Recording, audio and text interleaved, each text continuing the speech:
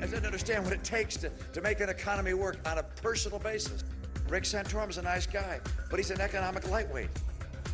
Well, that's what Mitt Romney is saying now about Rick Santorum, the two front runners in the Republican race for the White House. Paul Lindman, Scott Lynn, the morning update for a Friday. Washingtonians get their say tomorrow. It's caucus day in Washington State tomorrow. If voters there are willing to spend 2 to 3 hours in these caucus meetings, let's catch up with Kirby Wilbur this morning. He's chairman of the Republican Party in Washington State. I see in 2008 you had about 14,000 participate in the caucuses, Mr. Wilbur, but you're expecting much more than that this weekend, I take it. We are, guys, for a couple of different reasons. One, they canceled our primary. And so people only have one choice to have a say in the process. All the candidates have visited Washington. So far, that's never happened in our history.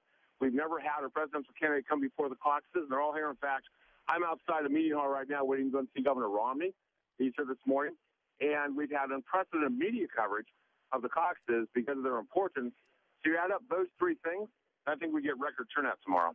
We don't know officially how the caucus vote goes, right? But there will be a straw poll that will give us a pretty good idea. Is that how it works? So there'll be a straw poll that we will be reporting tomorrow afternoon. We've got a system set up where the counties will report the votes to us as, right after they're taken and the caucus is closed. We hope to have definite numbers by 6 tomorrow. And I think it's fair to say that the straw poll will reflect, the delegates will reflect the straw poll. If Governor Romney gets half the votes in the straw poll, I think it's fair to say half the delegates will be for him. Ron Because Paul. obviously, if you're a Romney guy, you're going to vote for a Romney delegate. Yeah. Sorry, Kirby. That's right. Ron Paul's campaign this week threatened to fight the seating of some of the delegates to the Republican convention in Washington, saying there's a lack of transparency in how the party officials from the state's largest county are being chosen. Your reaction to that? Yeah, there's no truth to it whatsoever. It's huff and puff and bluff on their part. If you read the press release carefully, they allege irregularities, but they don't cite a single factual irregularity. There have not been any. They say the county chairman has not complied with the state rules. She has, and it's all huff and puff and bluff. Do you have any idea what Washington voters are thinking right now, who they like? The only polling I've seen has to do with who would be the strongest candidate against Obama, and that would be Rick Santorum. But what are you hearing?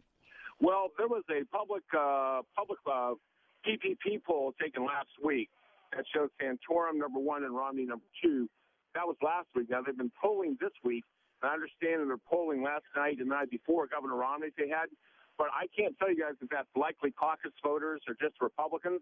Because you can be a Republican, but if you don't go to the caucus, it doesn't mean a thing about where you stand.